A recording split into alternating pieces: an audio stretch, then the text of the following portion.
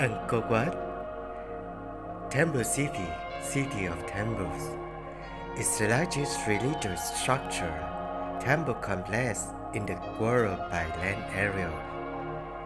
Originally constructed as a personal mausoleum for the Khmer King Suryavarman II, dedicated to Vishnu in the early 12th century. It was converted into a Buddhist temple towards the end of the 12th century and remains so in the present day. The temple was built by Suryavarman II in the early 12th century in Yasodharapura, the capital of the Khmer Empire, as a state temple for the empire. As the best research temple at the site, it is the only one to have remained a significant religious center since its foundation. The temple is at the top of the high classical style of the Khmer architecture. Today, it is one of the most important pilgrimage sites for the Buddhists in Cambodia and around the world. It has become the symbol of Cambodia, appearing on its national flag, and it is the country's main tourist attraction. Angkor Wat played a major role in converting Cambodia into a Buddhist nation. Angkor Wat combines two basic blends of Khmer temple architecture, the Temple Mountain and the later Gallery Temple. It is designed to represent Mount Meru, home of the devas in Hindu and Buddhist cosmology. It lies within a more than 5 kilometers long and an outer wall 3.6 kilometers long. The temple has three rectangular galleries, each raised above the next. At the center of the temple stands a quincunx of towers. Unlike most Angkorian temples, Angkor Wat is oriented to the west. Scholars are divided as to the significance of this. The temple is admired for the grandeur and harmony of its architecture, extensive bas-reliefs and statues of Buddhas and Devas that adorn its walls. Angkor Wat lies 5.5 kilometers north of the modern town of Siem Reap, and a short distance south and slightly east of the river's capital, which was centered at Ba Phun, in an area of Cambodia where there is an essential group of ancient structures. It is the southernmost of the Angkor's main sites. According to the myth, the construction of the Angkor Wat was ordered by Indra to serve as a palace for his son Preja Khetmili. According to the 13th century Chinese traveler Chow Ta Quan, some believe that the temple was constructed in a single night by a divine architect. The initial design and construction of the temple took place in the first half of the 12th century during the reign of Suryavarman II through 1113 to 1150. Breaking from the Shaiva tradition of the previous kings, Angkor Wat was instead dedicated to Vishnu. It was built at the King's State Temple and the capital city. As neither the foundation stela nor any contemporary inscription referring to the temple have been found, its original name is unknown, but it may have been known as Varavishnulok after the presiding deity. Work seems to have ended shortly after the king's death, leaving some of the bas-relief decoration unfinished. The term Varavishnulokha or Parama Vishnuloka literally means the king who has gone to the supreme world of Vishnu, which refers to the Suryavarman II posthumously and intend to venerate his glory and memory.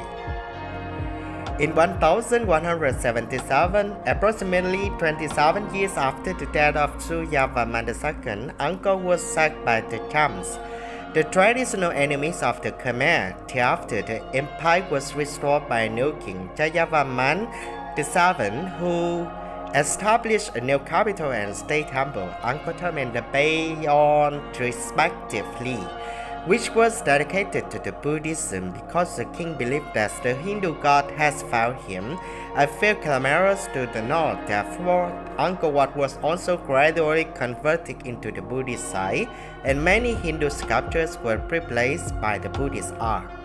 Towards the end of the 12th century, Angkor Wat gradually transformed from a Hindu center of worship to Buddhism, which continues to present day. Angkor Wat is unusual among the Angkor temples in that although it was largely neglected after the 16th century, it was never completely abandoned. 14 inscriptions dated from the 17th century discovered the Angkor era testified to Japanese Buddhist pilgrims that had established small settlements alongside Khmer locals. At that time, the temple was thought by the Japanese visitor as a farm Jetavana garden of the Buddha, which originally located in the kingdom of Magadha, India. The best-known inscription tells the Ukondayu Kaizu Fusa, who celebrated the Khmer New Year at Angkor Wat in 1632.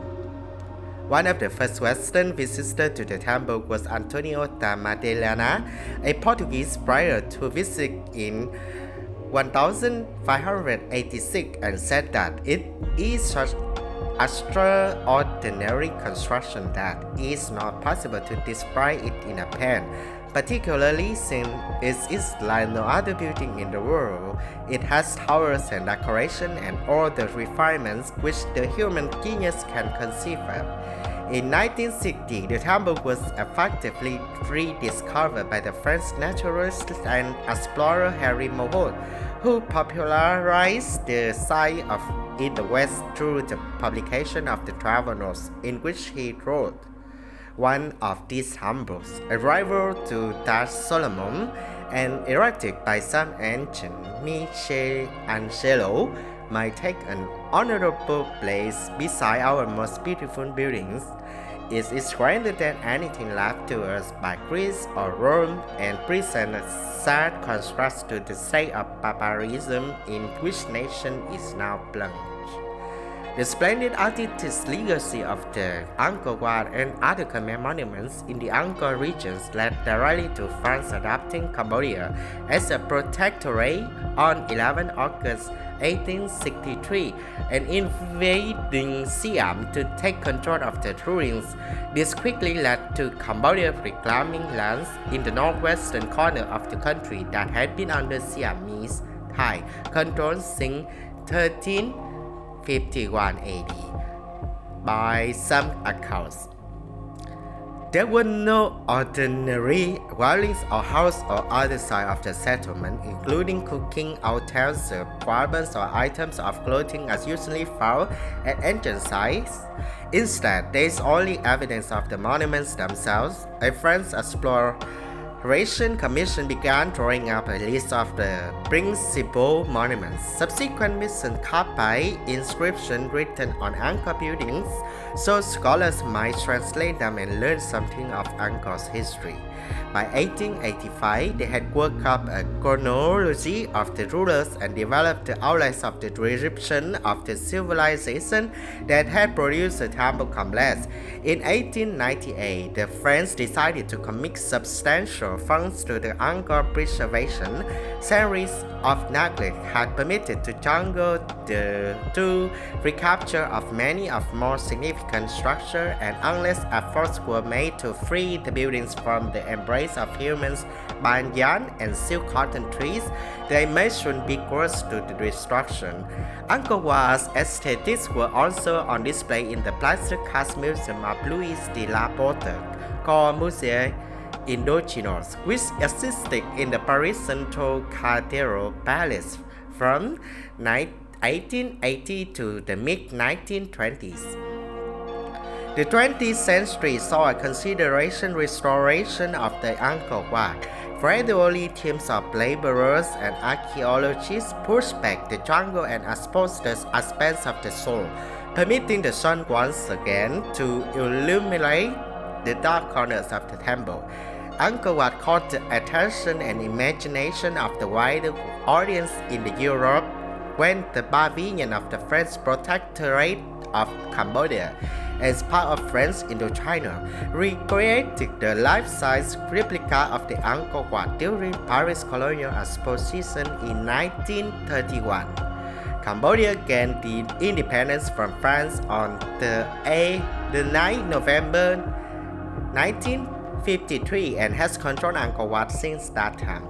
It is safe to say that from the colonial period onwards until the site nomination as UNESCO World Heritage in 1992, this specific temple of Angkor Wat was instrumental in the formation of the modern and gradually globalized concept of built cultural heritage. Restoration work was interrupted by the Cambodian Civil War and the Khmer group controlled the country during the 1970s and the 1980s, but relatively little damage was done during this period. Khmer forces used whatever could remain in the building structures for the firewood, and a shootout between the Khmer and Vietnamese forces put a few polycons in Sabah's relief.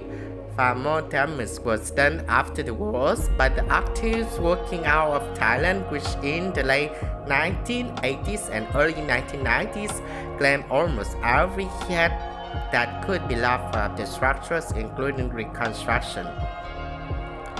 The temple is a powerful symbol of the Cambodia and is a source of great national pride that has factored into Cambodia's diplomatic relations with France, the United States, and its neighbor Thailand, and the depiction of Angkor Wat has been a part of Cambodian national flags since the introduction of the first version circa 1863.